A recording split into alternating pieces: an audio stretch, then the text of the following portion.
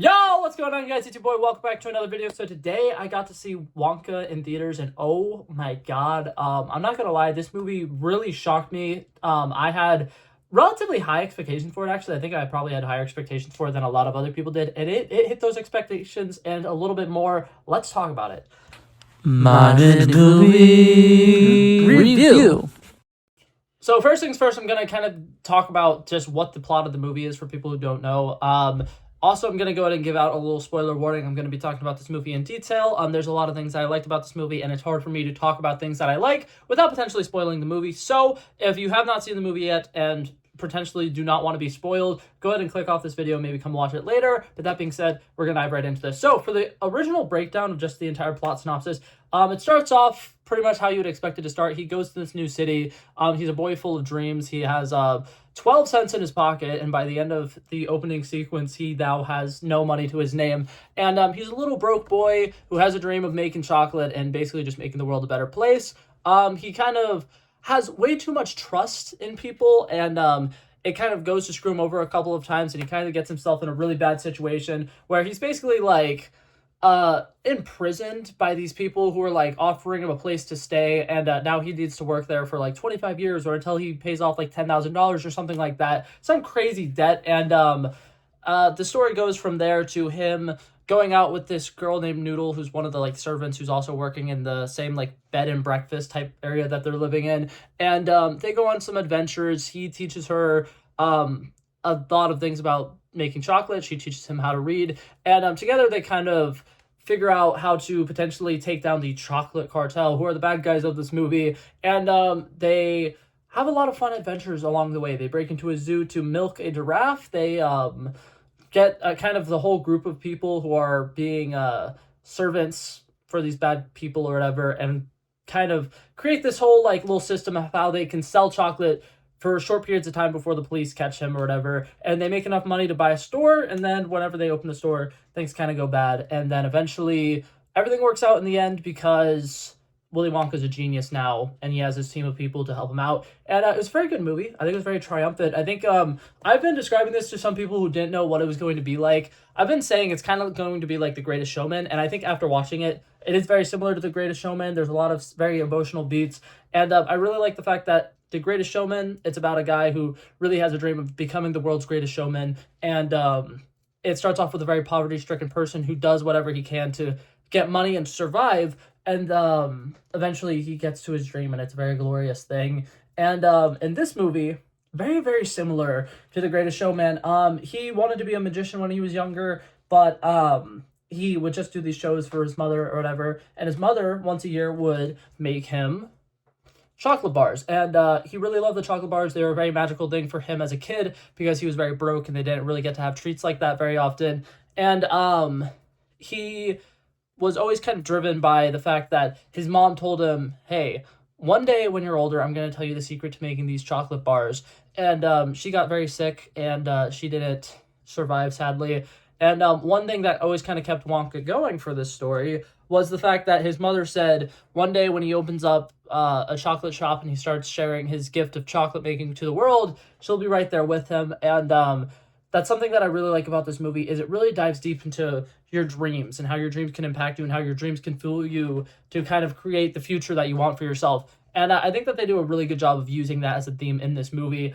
He has a beautiful dream. The girl named Noodle, who's one of the servant girls who really helps him out, their friendship in this is incredible, and she really has a dream, and because she's kind of been like treated very poorly her entire life, she was an orphan who just has been in the worst house ever, and it kind of feels like Annie in that sense. Like, she kind of feels like one of the girls from Annie, where they're orphans, and they kind of like lose all hope, and they're always just like working and working and working, but she has this dream of eventually finding her parents and being greeted by them and getting a giant hug, and then living in a place where she has all the books in the world that she can read.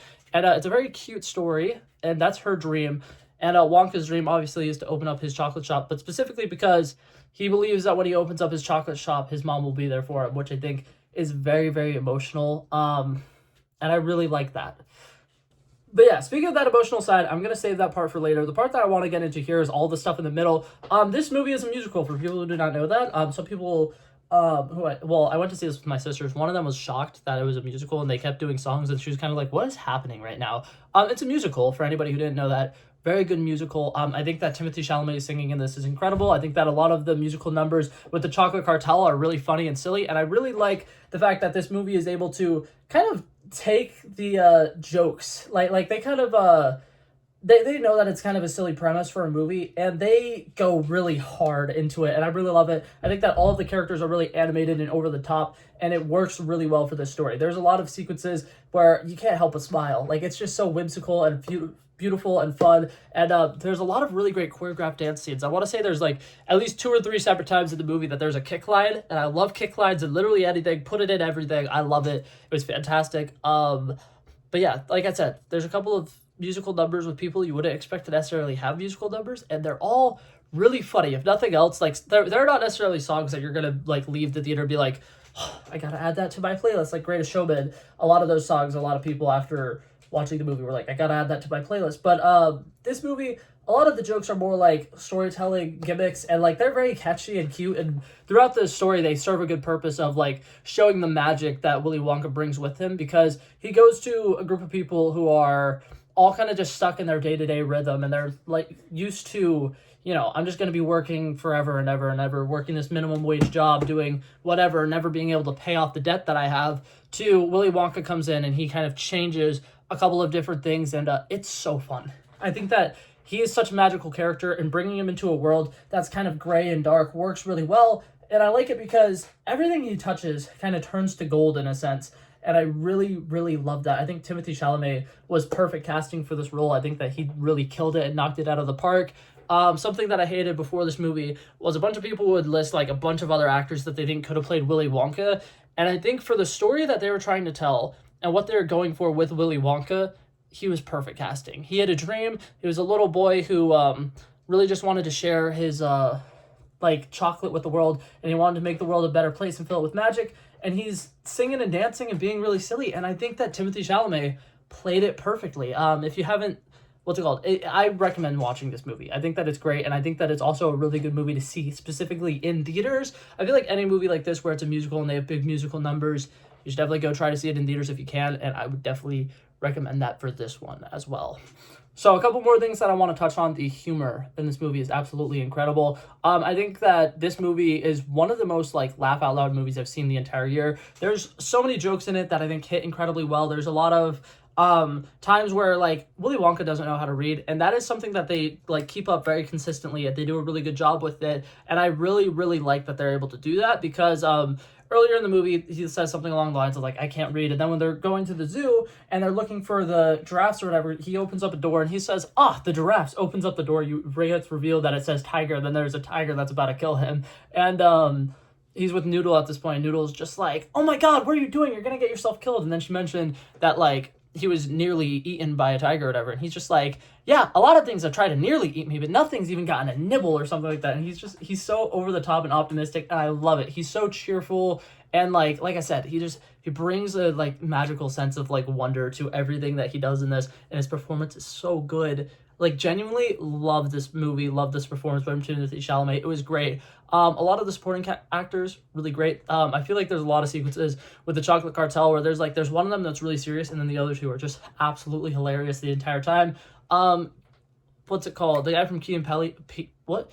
Man, I don't even know how to pronounce it anymore. But the comedy duo, I think its name is like Michael Keegan or something like that. He's absolutely amazing in this as like the police officer who's silly, and he's great. I loved his part in this. Olivia Colman and her love interest character person was very interesting. Every single time they were on screen, I was like, that's weird. But like I said, I mean, it worked. I thought it was good. Yeah, so that's for the most part comedy, fantastic. There's a lot of jokes in there that you will absolutely love and laugh your butt off to. Like I said, a lot of the musical numbers are relatively silly, so I was laughing through a lot of the dance numbers and stuff. There'll occasionally be like really good humor with like the props where they'll just like show up in places you think they shouldn't be able to show up in, or like they'll like, be having a conversation and then it'll zoom out and you'll realize, how are they like standing like that? Anyways, a lot of really weird things like that that are fantastic and I love. And what's it called? But yeah, for the most part, humorous, very what's it called? Good music. Love the acting. I think that all the acting performances were great. The cinematography of it was really good. Feels incredibly magical, and it was surprisingly emotional at the end of the movie. So a couple of things that happened that really got me.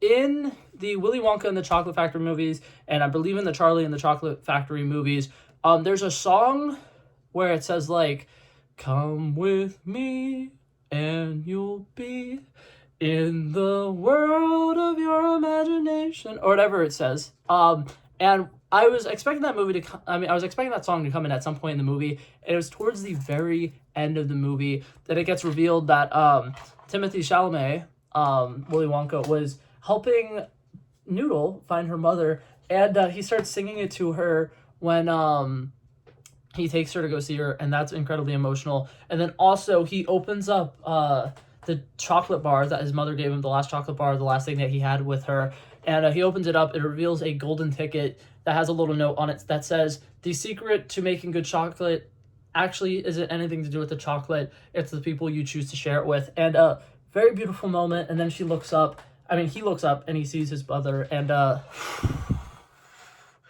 music that was playing in that scene, Timothée Chalamet's acting and reaction and his like facial expressions, that scene got me. I cried. I sobbed. I was now ready. But yeah, it was really good. I really enjoyed the movie. It's really hard to not smile the entire time the movie is going, but I really, really liked it.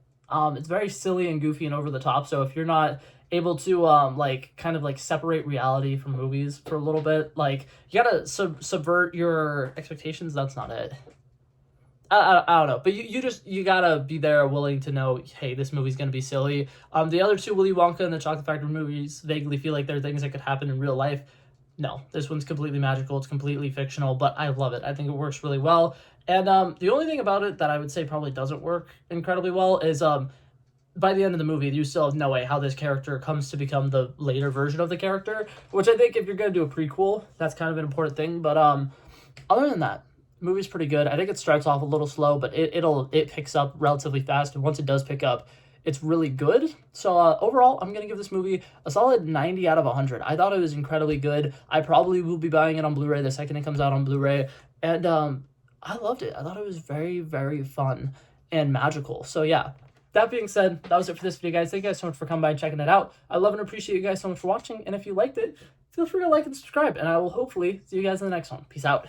Bow. Bow. Bow. He wanted me to drop a verse, I did this. We planned a day, and then we did this. Wanna be in love with the girls with the kisses. Don't give a damn, I'll rid this. I like this when I run the distance. I run the 5K, you're Ulysses. I wanna live within the business. Buying more than what's on the clearances. You're getting big because I know you're a physicist. I wanna deny this shit, I'm unlimited.